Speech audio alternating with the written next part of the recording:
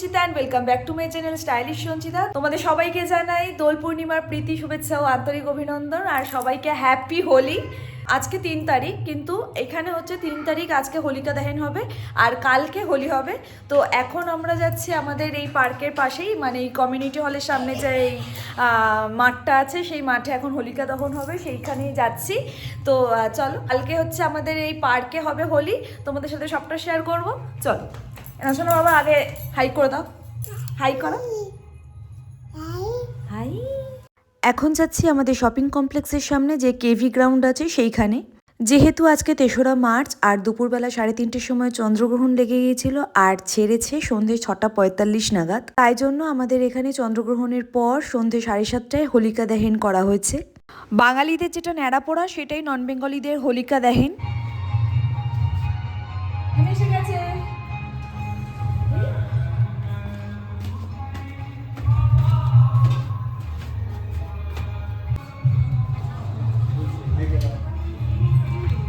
এইদিকে সোনা বাবার হোলি নিয়ে বা হোলিকা দহন নিয়ে কোনো রকম ইন্টারেস্ট নেই। ওর এখন একমাত্র ইন্টারেস্ট হলো পার্কে গিয়ে কখন দোলনা চড়বে। তাই কিছুতেই কেভি গ্রাউন্ডে না এসে ঠিক পার্কে চলে গেল। তাই ওর সাথে আমি একটুখানি পার্কে চলে গেলাম আর তারপর চলে এলাম কেভি গ্রাউন্ডে।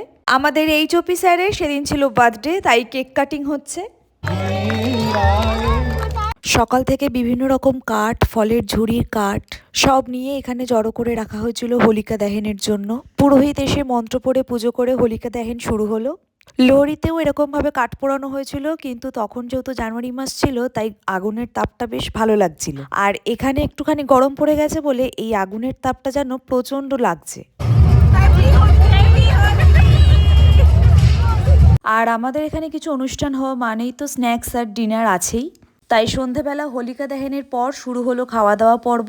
স্ন্যাক্সে ছিল ফুলকপির পকোড়া, চা আর জিলিপি। সব খাবার দাবার এখানে আইসিএইচই করে। আর এখানে সোনা বাবা সামনের দিকে দৌড়ে চলে যাচ্ছে, ও কিছুতেই কোলে থাকবে না। এইদিকে আবার সোনাকে একা একা ছেড়েও দেওয়া যায় না, কারণ এখানে কিন্তু কুকুরের ভীষণ উপদ্রব। রাস্তার কুকুরগুলো যখন তখন কামড়িয়ে দেয়, তাই জন্য সবাই হাতে একটা করে লাঠি নিয়ে রাস্তায় বেরোয়। কালকে যেহেতু হোলি, তাই জন্য আমাদের এখানে এনটিপিসি থেকে সবাইকে হোলির জন্য ড্রেস দিচ্ছে। মা বাবা প্লাস বাচ্চা সবার জন্য হোলি থিমের ড্রেস দেওয়া হয়েছে। তারপরে চলে এলাম ডিনার করতে, আর ডিনারে ছিল ভেজ বিরিয়ানি।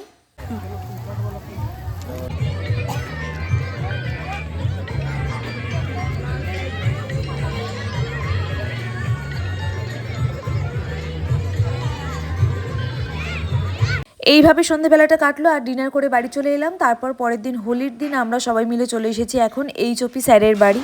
স্যারের বাড়ি সবাই রং খেলছিলাম আর তার সাথে ব্রেকফাস্টের আয়োজন করা হয়েছে। যাওয়ার পরে সুপ্রতিম ওর স্যার কলিগদের সাথে খেলছিল আর আমি একটুখানি আমার বাঙালি বন্ধুদের সাথে ফটো তুলে নিলাম। আর এইদিকে ব্রেকফাস্টে করেছিল এলাহি আয়োজন। হোলির স্পেশাল মালপোয়া তো ছিলই, আর সাথে ছিল খাস্তা কচুরি, লুচি, এঁচড়ের তরকারি, চাউমিন, ইডলি, বড়া, সাম্বার এসব। আর তারপরে তো দোল উপলক্ষে জিলিপি আর দই বড়া হচ্ছে স্পেশাল। ওখানে গিয়ে আমি আমার ব্রেকফাস্টটা করে নিলাম।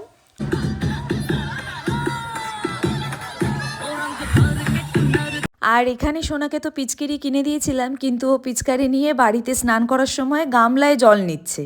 কিন্তু এত লোকের মাঝখানে সবাই রং মেখে অলমোস্ট ভূত সেজে ঘুরে বেড়াচ্ছে, আর সোনা সবাইকে দেখে রীতিমতো ভয় পেয়ে আছে। স্যারের বাংলো বাড়িতেই করা হয়েছিল একটা সেলফি পয়েন্ট, সেখানে আমি গিয়ে একটুখানি ফটো তুলে নিলাম। তারপর চলে এলাম আমরা আমাদের মেইন হোলি পার্টিতে, আর সেটা হচ্ছে নেতাজি পার্কে। এই যে এখানে আমার সব বন্ধুরা আর আমি।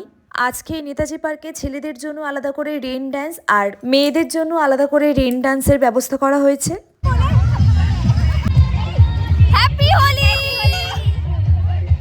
সবাই নেতাজি পার্কে রং খেলছে, আর এখানে সোনা বাবা চলে এসেছে ওর সবচেয়ে পছন্দের জায়গায়, দোলনা আর স্লাইডিং।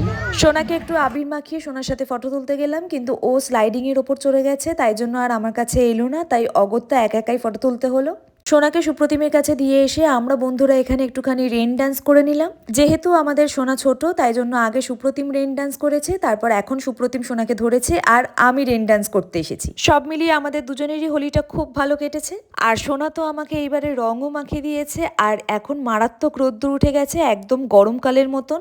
যতই 2:30-3টে অবধি হোলির প্রোগ্রাম থাকুক না কেন, দুপুর 11:30টার পর আর ভালো লাগছিল না। এখানে দুপুরে খাওয়া দাওয়ারও ব্যবস্থা ছিল, মাটন, সব মিলিয়ে এবারে হোলিটা তো দারুণভাবে কাটলো, আর এই ভিডিওটা এখানেই শেষ করলাম। যদি আমার ব্লগটা ভালো লেগে থাকে তাহলে অবশ্যই একটা লাইক করো আর আমার চ্যানেলকে সাবস্ক্রাইব করতে ভুলো না। টাটা।